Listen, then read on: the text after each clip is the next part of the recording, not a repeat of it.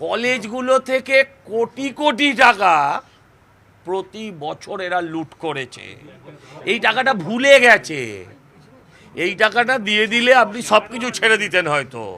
আর এর পেছনে পুরো মাথা সেটা হচ্ছে দাদা বৌদি, মানে বিরিয়ানি নয়, সুদীপ নয় না।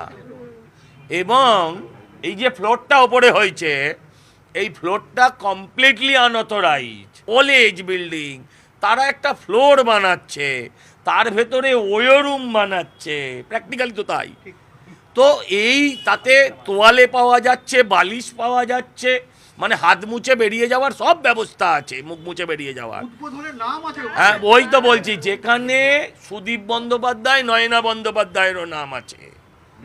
হ্যাঁ, আর সুদীপ বন্দ্যোপাধ্যায়, নয়না বন্দ্যোপাধ্যায়ের অ্যাডপ্টেড সানের নাম হচ্ছে দেবাশিস বন্দ্যোপাধ্যায়, মানে কান কাটা দেবু। সুদীপ বন্দ্যোপাধ্যায়, নয়না বন্দ্যোপাধ্যায়ের অ্যাডাপ্টেড নাতির নাম হচ্ছে শিবাশিস বন্দ্যোপাধ্যায়। এই টাকার ভাগ সুরেন্দ্রনাথ ব্যানার্জি রোড হয়ে, সেন ব্যানার্জি রোড মানে সুদীপ নয়নার বাড়ি হয়ে, এই টাকার ভাগ কালীঘাট অবধি পৌঁছেছে। নিশ্চিত থাকুন, এটা 1-2 লাখের নয়, কোটি কোটি টাকার গল্প।